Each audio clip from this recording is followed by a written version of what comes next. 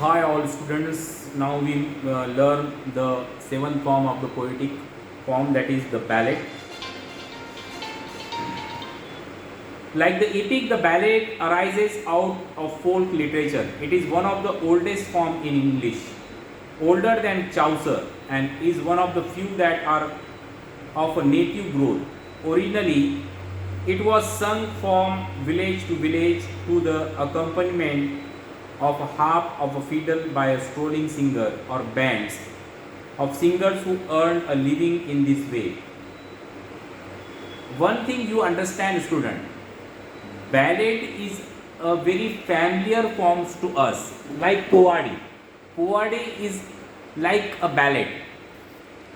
If you listen poetry or any Adivasi song, which that is called a ballad in our regional language, we may call them that geet or some poetry, etc. But usually the ballad is normally in our society is used. It has a historical background in our language also. The minstrel usually sang in the chimney corner of the farmhouse or on the village green, where a knot of eager listeners would assemble to enter in Scott's lay of the lash minstrel.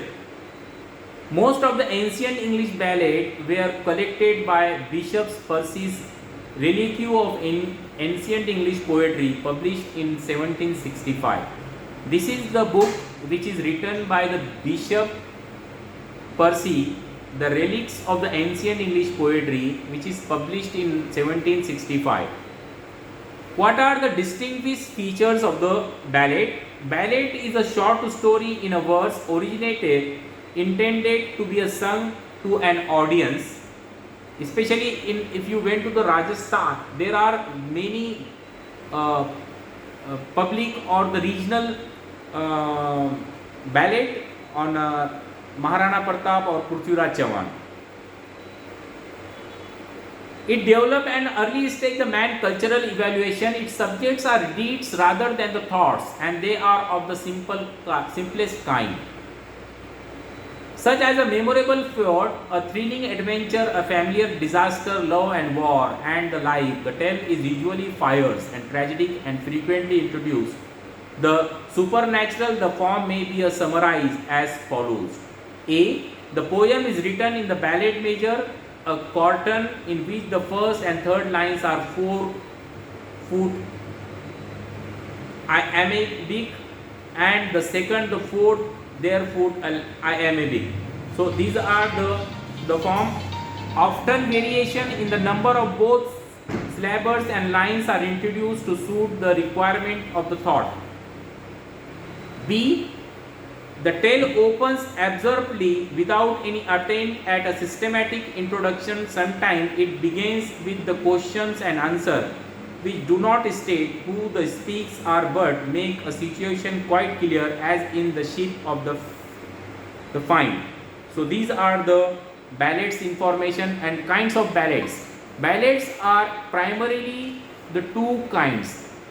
If you study the literature, there are two kinds of ballads. The ballad of growth, also called the authentic ballad of unknown authorship, which has been exists from the ages. There are many regional songs about a Puwada or Rajasthani song. We don't know who is the writer. It is a famous generation by generation. Like the ballad is also famous by generations and generations. The ballad of art or literary ballad, which may be described in the word of W. H. Hudson as a literary development of the traditional form. The one is genuine, having grown up naturally among the primitive race, and the other imitative, being a conscious attempt at the ballad manner. Some of the best known among the authentic ballads are Chevy Chase. These are the kinds of ballads we studied.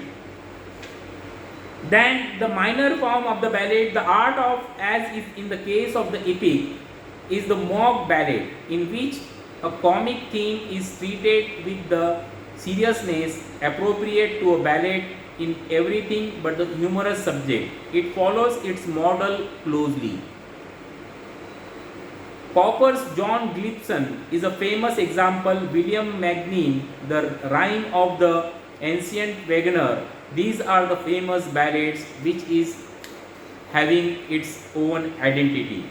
So now we over the seventh form of the poetic form, that is the ballad. Now we move to the last eighth form. The name of that last eighth form is the satire. So what is the range of the satire? This is the satire has the wide range. The satire is of course found both poetry and prose. It has no set literary form. A verse satire might be written as an ode, an elegy or ballad. For anything else, a novel may be written more as a satire than as a story. Sometimes the story remains popular when its satirical basis is almost forgotten. What are the origins of and the meaning of the satire? The satire is of a classical origin. The plays of the Greek are masterpieces in the vein. It is the chief exponents in Latin literature were Horace and Prices and Juvenal, who were imitated all over Europe during after the Renaissance. They set the model for the Elizabethan and Augustan satire in England. Etymological, a satire is unpolished verse, and this has been a characteristic of its English literature. Then, subject, the essential of a good satire. The satire may be inspired by either a personal grievance or a passion for a reform.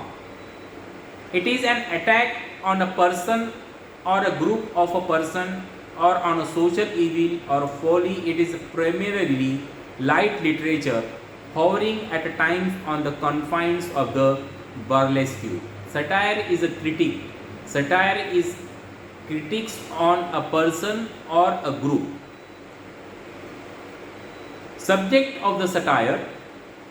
The satirist's trait is a censure. He condemns whatever he does not approve.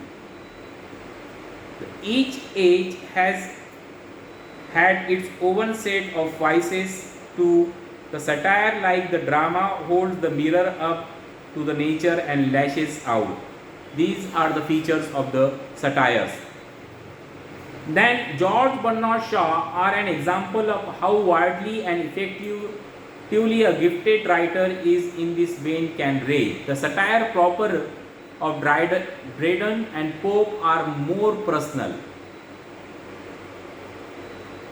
The satire of the Dryden and Pope are more personal, directed rather against man than a manner. But the age in which they lived is reflected faithfully.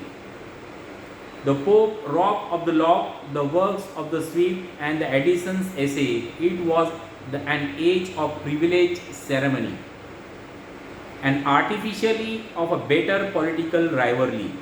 So these are the some famous satire is mentioned here. So now this is the eight and one of the important form we learn in these all three videos, that are the poetical forms, the poetical types of the types. That number one is the lyric, second is the ode, third is the sonnet, fourth is the elegy, third is the idyll, fifth elegy, fifth is the idyll, sixth is the epic, and then the ballad and the satire. These are the forms which are usually used in our poetical literature.